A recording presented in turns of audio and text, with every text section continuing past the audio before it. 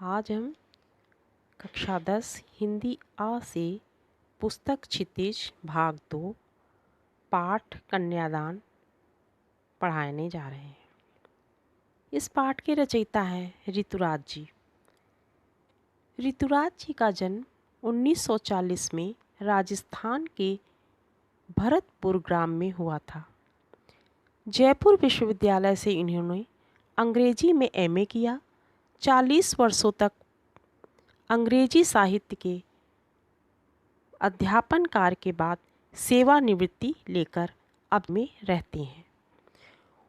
उनके कविता संग्रह हैं एक मरण धर्मा और अन्य, पुल पर पानी, सूरत निरत और लीला मुखारविंद प्रमुख हैं। इस प्रकार से अब तक इनकी 8 कविता संग्रह प्रकाशित हो चुके हैं। उन्हें सोमदत्त, परिमल सम्मान, मीरा पुरस्कार, पहल सम्मान तथा बिहारी पुरस्कार आदि से सम्मानित भी किया जा चुका है। उन्होंने समाज के सामान्य लोगों की चिंताओं को अपने लेखन का विषय बनाया तथा अपनी कविताओं में मनुष्य के दैनिक जीवन के अनुभव की सच्चाई को समाहित किया है। वे अपने आसपास रोज़मर्रा में घटित होने वाले सामाजिक शोषण और विडंबनाओं पर नज़र डालते हैं। यही कारण है कि उनकी भाषा अपने परिवेश और लोक जीवन से जुड़ी हुई है। इन्होंने गंभीर चित्रण प्रस्तुत किया है अपनी कविताओं में, और इनकी कविताओं की विशेषता है कि कविता में मानो भावों के अनुरूप शब्द चयन किया हो। इनकी कविता की प्रमुख विशेषता है कि तत्सम तद्भव के साथ आंचलिक शब्दों का भी समावेश है। इनकी कविताएं छंद मुक्त हैं, पर कहीं कहीं तुक भी मिल जाती है। इनकी कविताओं में उपमा, रूपक, दृष्टांत, अलंकारों का बड़ी ही दक्षता के साथ प्रयोग हुआ है। दृश्यों को साकार करने में ये पूर्ण समर्थ हैं। पुरुष प्रधान समाज में स्त्री की जागृति का संदेश इस कविता के द्वारा मुखरित हुआ है। आइए अब हम कविता के बारे में जानते हैं।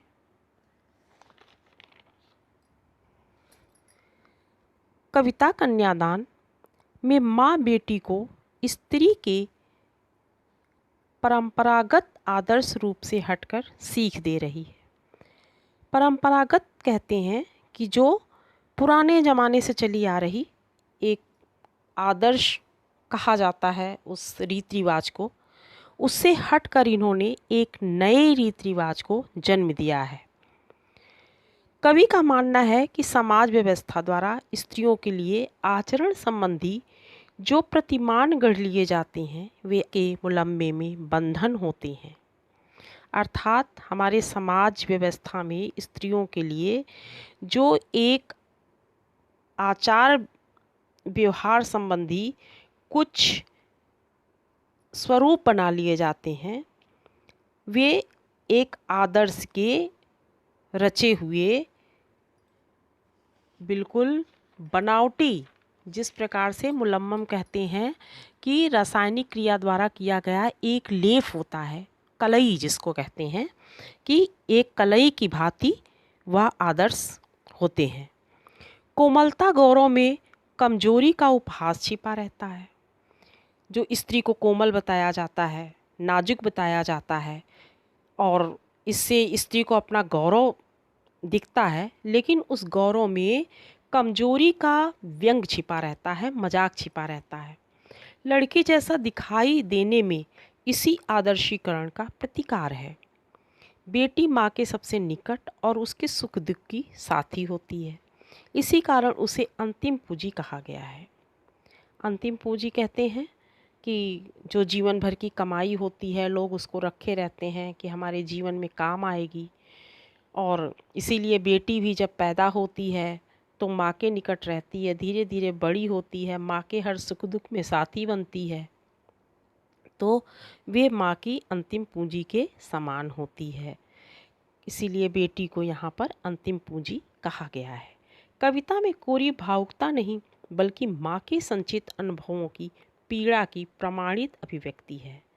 कविता में जो है वे केवल भावुकता नहीं बताई गई है, बल्कि माँ के सच्चे अनुभव की प्रामाणिक, मतलब जो बिल्कुल प्रमाण हो, प्रमाण में खरा उतरा हो, उसको प्रामाणिक कहते हैं। तो इस प्रकार से उसके जीवन के अनुभव की सच्ची पीड़ा का वर्णन किया गया है। इस छोटी सी कविता में स्त्री जीवन के प्रति ऋतुराज जी की गहरी संवेदनशीलता अभिव्यक्ति हुई है।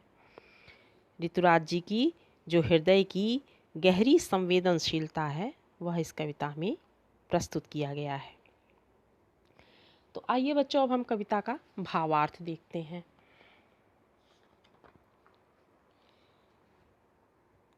कितना प्रामाणिक था उसका दुख, लड़की को दान में देते वक्त, जैसे वही उसकी अंतिम पूंजी हो। कवि कहते हैं उस माँ के लिए जो माँ अपनी बेटी का विवाह करने जा रही है। इस कविता का शीर्षक है कन्यादान। बच्चों, दान का मतलब होता है कि किसी चीज़ को दान कर देना, फिर उससे कोई मतलब ना रखना। वो जिस वस्तु का दान कर दिया जाता है उस वस्तु से कोई मतलब नहीं रहता है। लेकिन यहाँ पर ये मतलब इस शीर्षक का नहीं है। यहाँ पर है कन्यादान, अर्थात कन्या का विवाह करना। उस दान से मतलब नहीं है कि अब कन्या का दान कर दिया जाएगा और फिर उससे कोई मतलब नहीं रहेगा, ऐसा यहाँ पर नहीं है। यहाँ पर है कि कन्या का विवाह करना। तो माँ अपनी बेटी का विवाह करने जा रही है और विवाह में एक परंपरा होती है कि कन्या का हाथ वर के हाथ में दिया जाता है। इसी को कहते हैं कन्यादान। तो उसी परंपरा को, उसी रीति रिवाज को निभाने की यहाँ पर बात की जा रही है। माँ अपनी बेटी का हाथ जो है वर के हाथ में, उसके पति के हाथ में सौंपने जा रही है। तो किस तरह से उसके मन में दुख होता है, पीड़ा होती है, उसी को यहाँ पर बताया गया है कि कितना प्रामाणिक था उसका दुख, लड़की को दान में देते वक्त, जैसे वही उसकी अंतिम पूंजी हो। जब माँ अपनी बेटी को किसी दूसरे के हाथ में सौंपने जाती है तो उसे जो है बहुत दुख होता है, बहुत कष्ट होता है। क्यों कष्ट होता है? क्योंकि वह लड़की जब से पैदा होती है और बड़े होते होते अपने माँ के साथ रहती है, उसके हर दुख सुख में साथ देती है। इसलिए बेटी जो है माँ के लिए अंतिम पूंजी के समान होती है। और आज माँ अपनी अंतिम पूंजी को किसी दूसरे को सौंपने जा रही है, उसका विवाह करने जा रही है। तो वह दुख कितना प्रामाणिक था, अर्थात उस माँ ने अपने जीवन में जो कष्ट का अनुभव किया था, उसी कष्ट को आज वो अपनी बेटी को, इस प्रकार से उसे ऐसा लग रहा है कि अपना रूप उस बेटी में नज़र आ रहा है। और वह सोचती है कि जो कष्ट मैंने सहा है, जो कष्ट मुझे मिला है शादी के पश्चात, वही कष्ट अब बेटी को भी मिलने वाला है। यही सोचकर माँ जो है दुखी होती है। और प्रामाणिक से मतलब है कि बिल्कुल खरा, बिल्कुल सच्चा। तो जो उसकी माँ को प्रमाणों द्वारा जो सिद्ध किया जाता है, अर्थात बिल्कुल ठीक वही अनुभव आज उस माँ को अपनी लड़की के चेहरे में देखने को मिल रहा है। तो आज वह माँ ऐसा सोचती हुई लड़की को दान में देते वक्त, जब लड़की का वह विवाह करने जा रही है, तब उसके मन में वही सच्चा अनुभव अपनी बेटी के भाव में दिख रहा है, जैसे वही उसकी अंतिम पूंजी हो।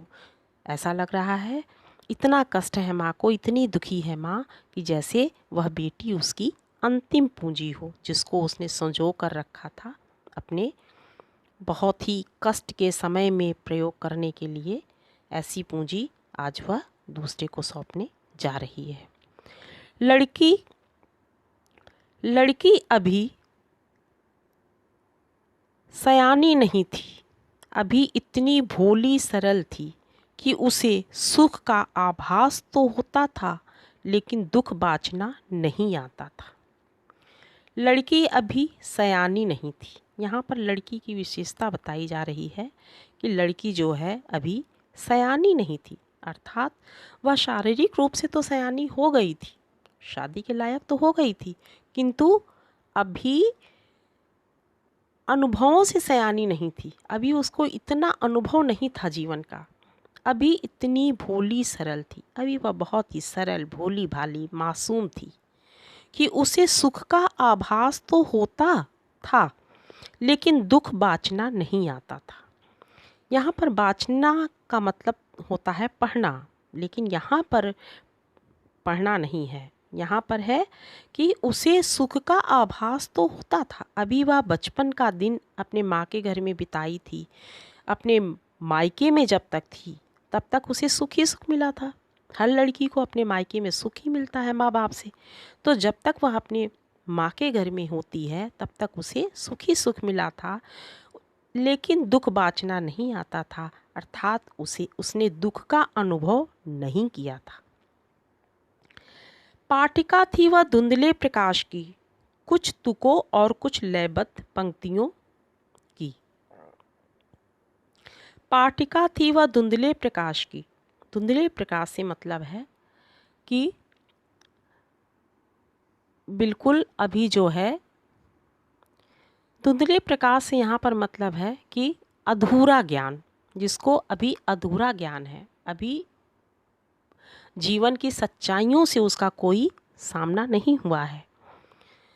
पाठिका थी वह धुंधले प्रकाश की, अभी वो उसे अधूरा ज्ञान है जीवन के बारे में। कुछ तुकों और कुछ लयबद्ध पंक्तियों की, अर्थात तुकों और लयबद्ध से मतलब है कि जीवन के उतार चढ़ाव, जो जीवन में उतार चढ़ाव आते हैं, अभी उन उतार चढ़ाव को उसने पूरी तरह से नहीं देखा था। अभी उसने सुख ही सुख का अनुभव किया था, वह बिल्कुल दुख से परिचित नहीं थी। अभी उसे किसी प्रकार का भी दुख का अनुभव नहीं था। इस प्रकार उसकी बेटी थी। अब देखिए, अब यहाँ पर माँ अपनी बेटी को सीख दे रही है। क्या सीख दे रही है? माँ ने कहा, पानी में झांक कर अपने चेहरे पर मत रीझना। माँ अपनी बेटी को समझाती है कि बेटी, जब तुम ससुराल में जाना तब वहाँ पानी में अपनी परछाई को देखकर अपने सौंदर्य पर रीझ मत जाना। अभी बेटी उसकी किशोरावस्था में है, सुंदर है, युवा है, अभी उसके चेहरे पर सौंदर्य है, माधुर्य है, तो वो माँ कहती है कि पानी में अगर अपनी छाया को देखना तो उस पर तुम रीझ मत जाना, इठला मत जाना, उस पर गर्व मत करना, क्योंकि यह सौंदर्य टिकाऊ नहीं रहता है, यह उम्र के साथ साथ बदलता रहता है। इसलिए असली सौंदर्य मन का सौंदर्य होता है। तब तुम अपने चेहरे के सौंदर्य पे मत रीझना, बल्कि अपने मन के सौंदर्य को बढ़ाना। आग रोटियां सेकने के लिए हैं, जलने के लिए नहीं। अब यहाँ पर दूसरी सीख दे रही है। क्या कह रही है? कि आग रोटियां सेकने के लिए है, जलने के लिए नहीं। अर्थात आजकल समाज में जो दहेज जैसे विसंगतियाँ फैली हुई हैं, उसी के संदर्भ में माँ अपनी बेटी को समझा रही है कि आग रोटियां सेकने के लिए है, जलने के लिए नहीं। अर्थात दहेज के लोभी, दहेज के लालच में आजकल बेटियों को जला देते हैं। उसी संदर्भ में माँ कहती है कि बेटी, आग का काम है केवल खाना पकाना, तो आग का काम तुम उतना ही लेना जितना कि है, जैसे कि खाना बनाने तक। आग रोटियां सेकने के लिए है, जलने के लिए नहीं। अर्थात तुम इतना वहाँ पे प्रताड़ित मत होना, इतना मत उन लोगों का अत्याचार सहना कि जलाने तक की नौबत आ जाए, जलने तक की नौबत आ जाए। तो तब तुम उतना ही अत्याचार सहना जितना कि उचित हो, उससे ज़्यादा मत सहन करना। इसके संदर्भ में यही है कि आग रोटियां सेकने के लिए है, जलने के लिए नहीं। अर्थात तुम ससुराल में आग का काम उतना ही लेना, खाना बनाने तक। अत्याचारों को मत सहन करना, क्योंकि तुम उतना ही सहन करना जितना सहन करने योग्य है। अगर तुम्हारे ऊपर अत्याचार होने लगे तब तुम उसे सहन मत करना, क्योंकि ऐसी नौबत ना आए कि जलने तक की नौबत आ जाए। ठीक है। अब है वस्त्र और आभूषण शाब्दिक भ्रमों की तरह बंधन है स्त्री जीवन के। अब देखिए यहाँ पे माँ तीसरी शिक्षा दे रही है। क्या कह रही है? वस्त्र और आभूषण शाब्दिक भ्रमों की तरह बंधन है स्त्री जीवन की।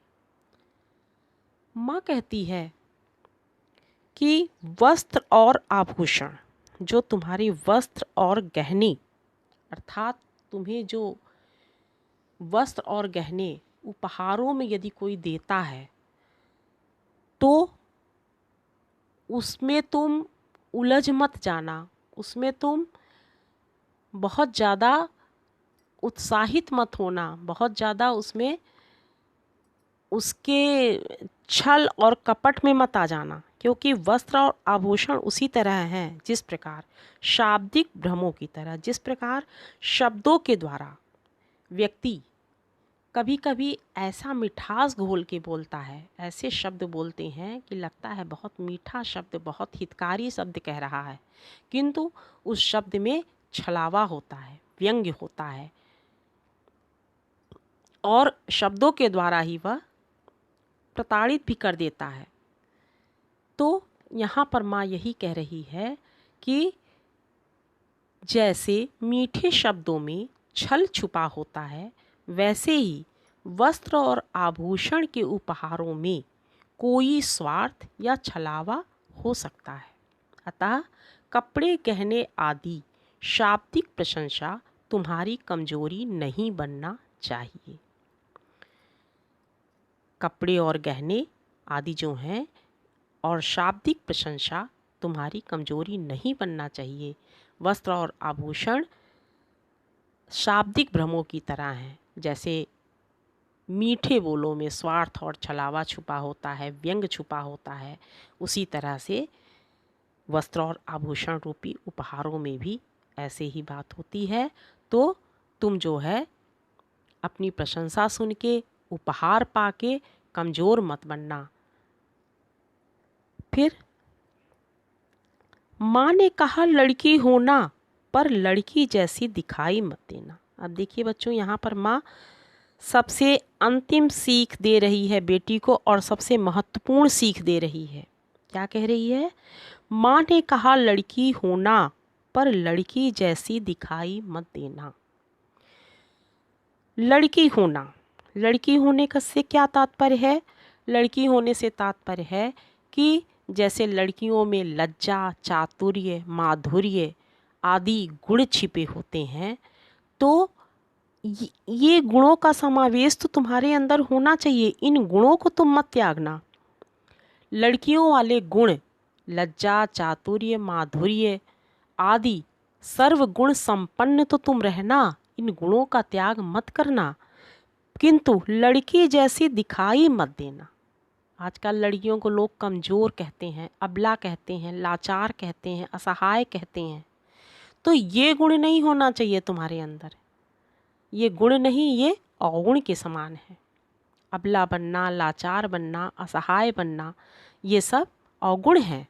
तो तुम इस तरह की लड़की मत बनना। तुम कैसी लड़की बनना? तुम सर्वगुण संपन्न लड़की बनना, अर्थात लड़कियों वाले गुण तुम्हारे अंदर होने चाहिए, उनका परित्याग तुम मत करना, किंतु लड़कियों वाले अवगुण तुम्हारे अंदर नहीं आने चाहिए। तुम कमज़ोर मत बनना। यही सीख माँ कहती है कि लड़कियों जैसी तुम, माँ ने कहा लड़की होना, लड़कियों जैसी होना, सर्वगुण संपन्न रहना, पर लड़की जैसी दिखाई मत देना, अर्थात तुम कमज़ोर मत बनना, तुम किसी की अत्याचारों को मत सहना, अर्थात लड़की की तरह मर्यादित जीवन तो जीना, मर्यादा में रहना। लड़कियों का एक गुण ये भी है कि मर्यादा में रहना, मर्यादा का उल्लंघन नहीं करना चाहिए। आजकल लड़कियां अपने आप को पढ़ लिख कर बड़ों का सम्मान करना भूल जाती हैं, बड़ों का कहना नहीं मानती हैं, अमर्यादित हो जाती हैं, वे अपने आप को बहुत ज़्यादा ज्ञानी बनने लगती हैं, तो ऐसा मत करना। तुम मर्यादित जीवन जीना, सर्वगुण संपन्न रहना, लड़कियों वाले सारे गुण तुम्हारे अंदर होना चाहिए, लज्जा, चातुर्य, माधुर्य आदि। और किंतु अपने ऊपर होने वाले अन्याय को निर्बल और असहाय बनकर मत सहना। तुम्हारे ऊपर यदि अत्याचार होने लगे, अन्याय होने लगे, तो तुम निर्बल और असहाय मत बनना। ऐसा मत समझना कि तुम असहाय हो। बनकर उन लोगों के अत्याचारों को मत सहना, बल्कि उसका मुकाबला करना। ठीक है बच्चों, इस प्रकार से इस कविता में एक माँ अपनी बेटी को आधुनिक जीवन में होने वाली घटनाओं के बारे में सचेत करती है, संबोधित करती है, और उसे आधुनिक युग में जो शिक्षा की ज़रूरत है वो शिक्षा देती है। ये परंपरागत विचारों से हटकर है कि बड़ों का सम्मान करना, बड़ों की बातों को सहना, उनके अत्याचारों को सहती रहना। लोग कहते हैं कि पति के घर में डोली उठती है, पति के घर से जो है उसको क्या बोलते हैं कि माँ के घर से डोली उठती है और पति के घर से जनाजा उठता है। तो इन सब बातों से हटकर वे आधुनिक युग के विचारों से युक्त माँ है और अपनी बेटी को आधुनिक युग में जो शिक्षा की ज़रूरत है वह शिक्षा देती है। ठीक है, तो आप लोग इस पाठ को पढ़िए, समझिए, और जहाँ पर अगर आपको कोई दिक्कत आती है तो आप हमसे पूछ सकते हैं, और कमेंट बॉक्स में कमेंट लिखकर मुझे सुझाव भी दे सकते हैं। और यदि ये आपको पसंद आ रहा है मेरा समझाना, मेरा पढ़ाना, तो हमारे चैनल को लाइक करिए, शेयर करिए और सब्सक्राइब करिए। धन्यवाद।